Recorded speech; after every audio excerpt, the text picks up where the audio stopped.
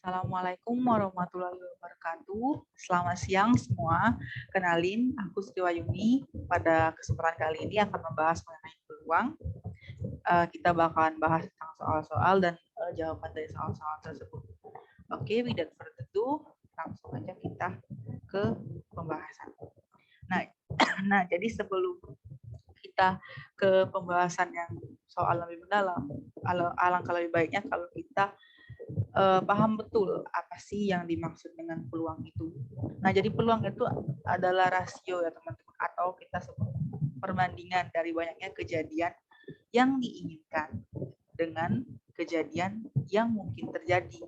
Kalau dalam matematikanya itu kita bentuk sebagai persamaan PK sama dengan NK per NS. Nah, PK itu adalah peluang kejadiannya, NK itu adalah peluang kejadian yang diinginkan, dan NS itu adalah banyaknya kejadian yang mungkin atau banyaknya ruang sampel. Jadi ruang sampel itu kemungkinan-kemungkinan yang dapat terjadi. Nah, yang pertama kita ke konsep dasarnya dulu mengenai peluang itu sendiri. Pertama kita diminta untuk menentukan peluang terambilnya bola putih. Bola putih ya teman-teman. Apabila salah satu bola diambil dari suatu wadah yang berisi 3 bola merah, 2 bola putih, dan 5 bola biru. Nah, kita ilustrasikan dulu di sini. Misal kita punya suatu wadah ya. Satu wadah kita isi dengan 3 bola merah. Ini ada 3 bola nih sebenarnya. Terus 2 bola putih. Putih nggak kelihatan ya. Kita ganti warna. Jadi putihnya kita representasikan dengan warna kuning ya teman-teman, boleh ya, warna kuning di 2 bola putih. Dan kita juga punya 5 bola biru. 2, 3, 4, 5. Nah, dari seluruh bola ini kita diminta untuk mengambil bola yang berwarna putih atau warna kuning di sini. Yang ini kita peluang. Jadi peluang terambilnya 2 bola putih ini ditentukan dengan perbandingan dari semua kemungkinan yang dapat terjadi. Jadi kita tambahkan dulu seluruh bolanya jadi 1. Berarti kita punya 10 bola dalam satu wadah, dan kita diminta untuk ambil bola putih. Kita tahu kalau bola putih di sini ada 2. Nah, berarti 2 bola putih. Maka perbandingan atau rasio peluang itu adalah 2/10. 2 diambil dari semua kemungkinan terjadi itu ada 10 bola, berarti 2/10 atau 1/5. Oke, teman-teman, aku rasa kalian paham. Oke, next ke pertanyaan selanjutnya. Nah, pertanyaan selanjutnya itu kalau kita bicara tentang yang namanya peluang tidak terlepas dari yang namanya dadu ya teman-teman. Nah, kita ada soal kedua yaitu sepasang dadu. Kalau dia ngomong sepasang berarti ada 2 dadu di sini. Ada 2 dadu. Kan sepasang itu biasanya terdiri dari 2 teman-teman. Dilemparkan dan angka yang muncul dibagi atas dadu yang diamati. Itu kan peluang kejadian terjadinya. Nah, kan di dadu itu ada angka-angka ya. Nah, di sini kita diminta untuk jumlah kedua angka genap. Jadi, misalnya kan dadu itu ada 1, 2, bisa banyak kan kemungkinan kita, biar mudah kita pakai tabel dadu ini. Tabel dadu. Nah, tabel dadu ini kan dadu pertama itu sampai 6, dadu kedua sampai 6, dadu pertama juga sampai 6. Nah, di sini kita diminta untuk jumlahnya yang genap. Berarti ada 11, 31, 22, 13, dan seterusnya. Kenapa 12 tidak masuk? Karena jumlahnya tidak genap, teman-teman. Yang genap hanyalah yang 11, 31, 22, 13,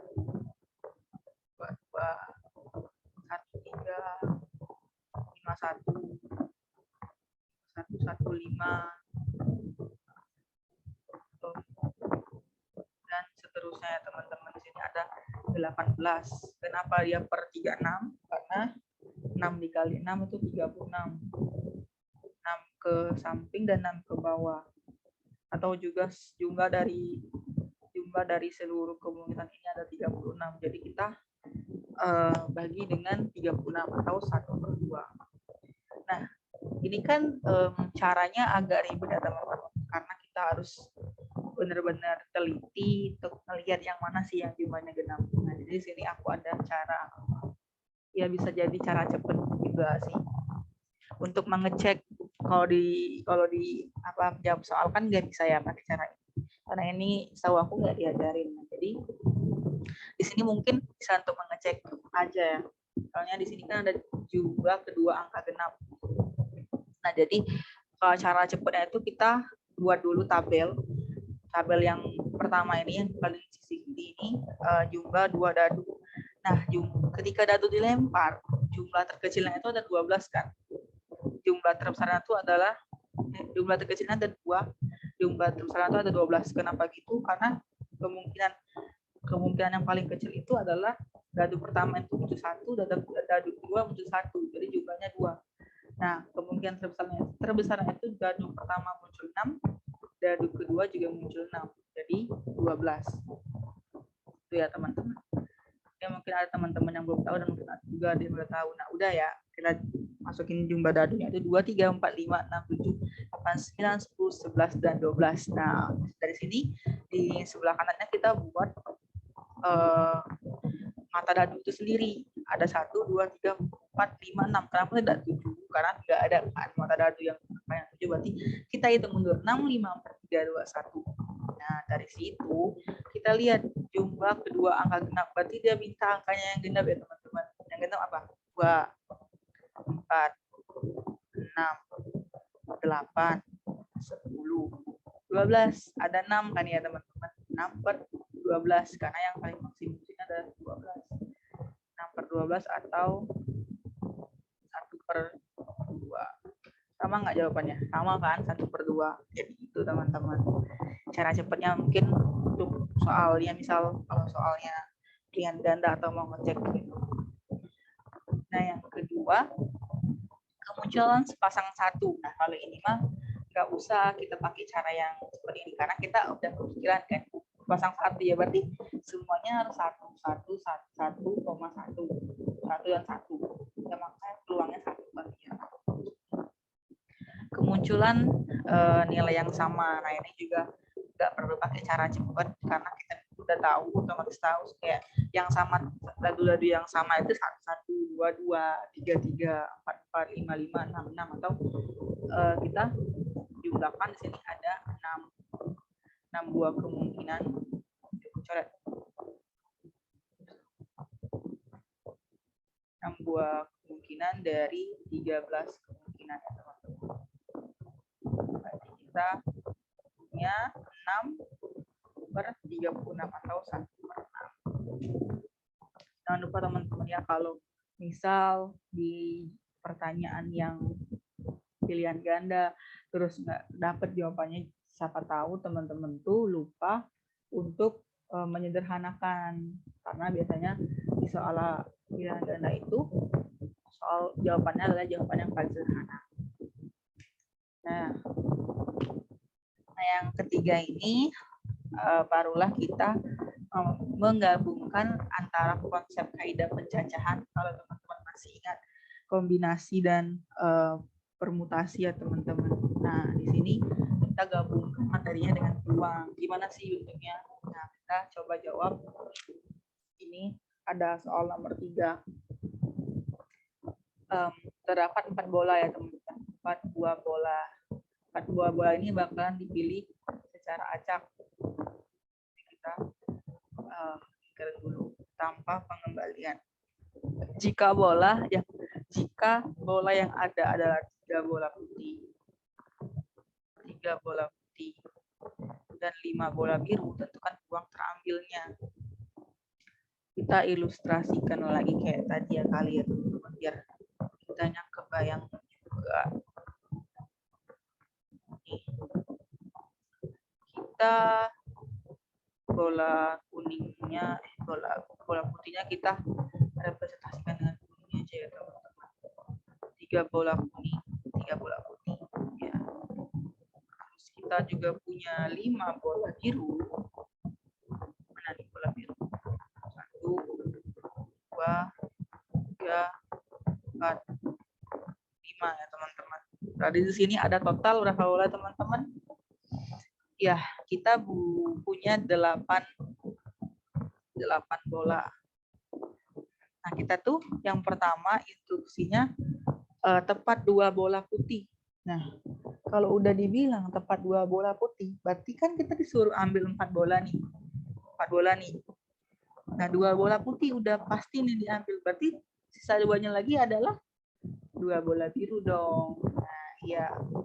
Nah, barulah kita lakukan perhitungan peluangnya itu pakai kombinasi, karena di sini urutan bolanya kan acak ya teman-teman, dalam satu wadah nggak ada urutan mana bola dulu yang mana bola apa dulu yang harus dikeluarkan, kan nggak ada ya. Nah, di sini pakai kombinasi berarti bukan pakai permutasi. Nah, kita ambil 2 bola putih dari 3 karena bola putihnya cuma ada 3, tidak bisa kalau kita ambil lebih dari sini. Nah, di sini kita ambil 2 bola ini kebalik. Ini 5,2 bukan 2,5 ya teman-teman. Maaf atas kesalahannya. Ya, tapi hitungannya benar nggak ya? Benar. 5 faktorial benar. Nah, dibagi sama kombinasi dari 4 per 8. Maksudnya ini keseluruhannya. Kita kan pengen diambil 4 dari 8 bola yang tadi kan kita keseluruhan. Barulah kita hitung kayak biasa ya teman-teman, 3 faktorial dibagi 2 faktorial, 3 kurang 2 1 faktorial dikali dulu, 5 faktorial dibagi 3 faktorial dikali 2 faktorial, 8 faktorial dibagi 4 faktorial dikali 4 faktorial. Nanti kalau perhitungan ini aku harap teman-teman udah bisa, karena udah diajarkan juga di materi sinkronus sebelumnya. Kita pakai, kalau teman-teman lupa, kalau kombinasi itu kombinasi dari NR itu adalah, kalau teman-teman lupa ya, N faktorial, N di R faktorial, terus N dikurang R ya teman-teman. N kurang R faktorial. Nanti teman-teman atur-atur aja hitungannya, nanti dapat hasilnya 2/7. Nah, yang penting tuh logikanya nyampe ya teman-teman. Nah, ini kok lagi ini harus nyampe ya. Ini C. Nah, semua bola biru. Kan kita punya 4 bola. Kita harus mengambil 4 bola dan semuanya tuh harus biru. Nah, berarti kita ambil 4 dari 5. Yang putihnya nggak usah dimasukin karena kita nggak mau ngambil yang warna putih. Nah, berarti kombinasi 4 dari 5 dibagi kombinasi 4 dari 8 dan dihitung, nanti dapat hasilnya 1/21. Nah, ini teman-teman, misal kalau aku tanya pengambilan semua bola putih,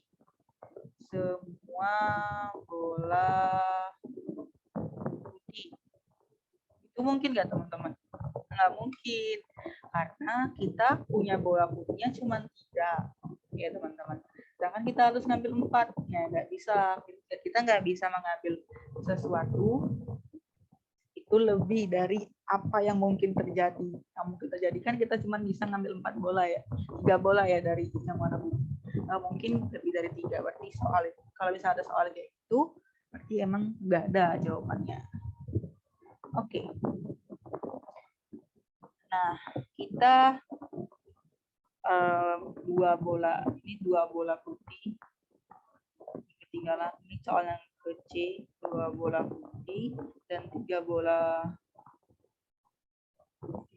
putih dan 1 bola biru. Jadi 2 bola putih, kita cari dulu yang 2 bola putihnya 2 bola putih kan kita udah dapet yang dibagi A. Dapatnya 3 bola putih dan 1 bola biru. Ini maksudnya soalnya 2 bola putih atau 3 bola putih dan 1 bola biru. Jadi soalnya tuh peluang terambilnya 2 bola putih atau 3 bola putih dan 1 bola biru. Jadi ada sekatnya nih. Nah, kita peluangnya ngambil 2 bola putih atau 3 bola putih dan 1 bola biru. Nah, 2 bola putih kita udah dapat ya. Kita dapat 2/7. Jadi kita nggak usah hitung lagi. Nah, 3 bola putih, 3 bola putih dan 1 bola biru. Sebenarnya soalnya tuh cuman sampai sini aja ya, 2 bola putih atau 3 bola 2 bola putih dan 3 bola putih atau 3 bola putih. Nah, 2 bola putih kan udah dapat 2/7. Nah, 3 bola putih pasti otomatisnya 1 bola biru. Tanpa dikasih tahu kita juga harus bisa refleks.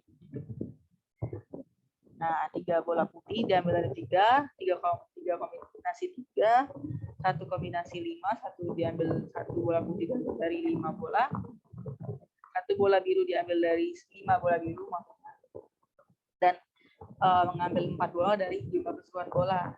Nah, ini ada sifat yang menarik. Kalau angkanya itu sama, berarti hasilnya itu adalah 1. Kombinasi 3, misalnya 2 kombinasi 2, berarti itu adalah 1. Nah, kalau 1 kombinasi 5, berarti angkanya yang gede ini adalah hasil kombinasi. Berarti 5 dibagi dengan 8 faktorial dibagi 4 faktorial dikali 4 faktorial, hasil dapatnya 1/21. Nah, barulah kita tambahkan peluang yang terjadi pertama sama peluang yang kedua, karena dia pakai atau ya teman-teman. Jadi bisa jadi yang ini atau bisa jadi yang pertama, bisa jadi yang kedua. Maka hasilnya adalah 2/7 tambah 1 adalah 1/3. Oke. Sebelum ke soal selanjutnya, harus ada yang diperhatikan dulu mengenai peluang bersyarat. Nah, peluang bersyarat itu yang pertama ada 2 jenis, tapi ya mirip-mirip. Nah, konsepnya dari itu semua, yaitu ada peluang B sehingga A, itu rumusnya dalam B ini. Oh, ini salah kayak A irisan B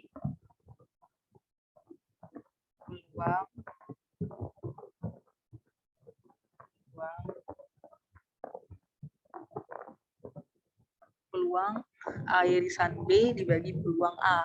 Maksudnya kejadian B akan terjadi jika kejadian A itu sudah terjadi. Nah, jadi gitu. B sehingga A berarti B akan terjadi apabila A sudah terjadi. Rumusnya itu adalah peluang A irisan B dibagi peluang A. Nah, kalau B sehingga B, kalau peluang A sehingga B berarti kejadian A akan terjadi ketika kejadian B sudah terjadi. Itu rumusnya adalah peluang A irisan B dibagi peluang B. Oke, kita langsung ke contoh soal. Kita misalkan punya A dan B adalah suatu kejadian pada ruang sampel S. Sehingga peluang A itu adalah 0,6, peluang B itu 0,5, peluang A irisan B adalah 0,2. Tentukan peluang A sehingga B, peluang B sehingga A. Peluang A sehingga B kita punya rumus tadi, B. Nah, ini salah lagi, lagi nih. Ini A ya teman-teman.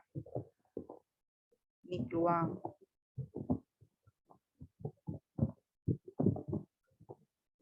Nanti aku coba revisi PPT-nya, nanti bisa dicek di Google Drive. Nah, A irisan B kita dapat tadi 0,2, B peluang peluang B itu 0,5, berarti hasilnya 2,2/5. Nah, peluang A irisan B itu 0,2, kalau yang ini peluang A itu 0,6, berarti hasilnya adalah 1/3. Oke. Nah, yang ini barulah kita bahas mengenai koin. Tadi kan aku udah bilang kalau kita bahas tentang peluang pasti ada dadu dan pasti juga ada koin. Nah, kita punya sebuah koin ya teman-teman. Dilempar 5 kali nih. Nah, 5 kali lempar koinnya. Itu kan peluang kejadian muncul angka 5. Muncul angka 5 kali. Nah, peluang muncul angka kan ada kalau di koin itu ada yang bentuk gambar.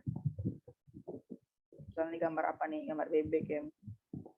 Koinnya gambar bebek. Terus ada yang bentuk gambar angka. Ini ada 1000.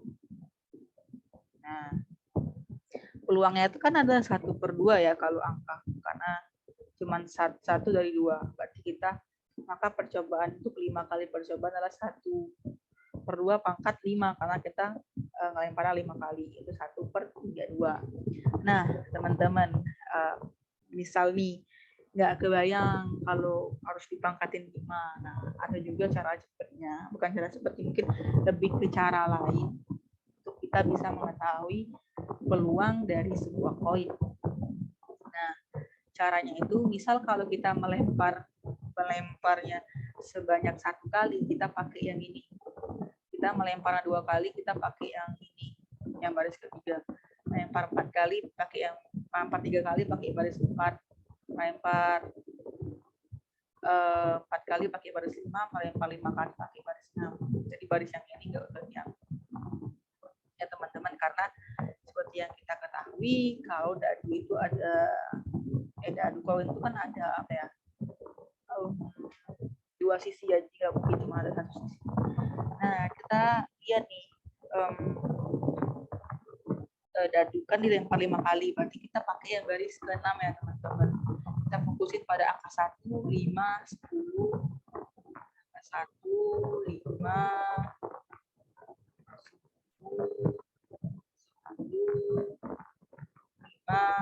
sama 1. Dan kita tahu juga bahwa bahwa koin itu ada angka sama gambar ya teman-teman. Nah, kita letakin semua angka gambar pada setiap angka pada baris ini. Di bawah 1 ini ada angka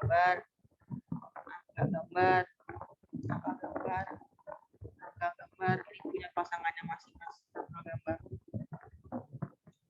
Nah, kita letakin angka dari 0 sampai 5 karena kita ngelempar 5 kali. Di A-nya 0, 1, 2, 3, 4, 5. Dan dari yang G-nya kita mundur 0. Dari yang G-nya kita maju lagi 0, 1, 2, 3, 4, 5. Nah, maka muncul angka 5. Muncul angka 5 kali. Itu adalah muncul angka 5 kali, berarti angkanya itu muncul sebanyak 5 kali gitu ya teman-teman. Nah, di sini kita lihat yang mana yang angkanya 5, ini angkanya 0, angkanya 1, angkanya 2, 3, 4, 5. Nah, berarti ada di sini angka 5 kali, gambar 0 kali. Kalau angka 5 kali berarti gambarnya nggak ada. Nah, angkanya 5 kali. Nah, ini berarti kita pilih. Nah, angka 5 kali itu ke segitiga pasal yang mana, yang ini kan, yang 1 berarti 1 per berapa, kita tahu ini per berapa itu per 5. Nah, kita jumlahkan semua yang kita pakai di sini, 1 tambah 5 tambah 10 tambah 10 tambah 5 tambah 1, itu hasilnya 32. Nanti kita dapat 1/32 itu. Nah, udah sama kan hasilnya, sama. Terus kita buktiin nih ke soal yang B, angka tepat 1 kali. Kita cari nih yang mana angkanya yang muncul 1 kali. Nah, yang ini. Nah, ini angka 1 kali gambar 4 kali. Angkanya 1 kali. Yang penting angkanya 1 kali. Enggak peduli gambarnya berapa kali. Udah pasti juga sih kalau angka sekali pasti gambarnya 4 kali, 5 kali percobaannya. Nah, 5 ini kan nge-refer ke 5 nih. 5 berarti 5/32. Sama enggak? Nah, Atau juga bisa pakai cara yang ini kan, angkanya 1 kali, angka gambar angka gambar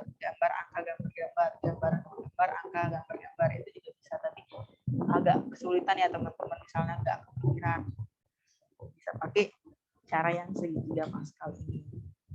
Misalnya dia 6 kali ya, bisa juga. Penting teman-teman tahu cara perhitungan dari segitiga Pascal, karena satu ya teman-teman. Berarti di luar 100 selalu dibatasi sama angka 1.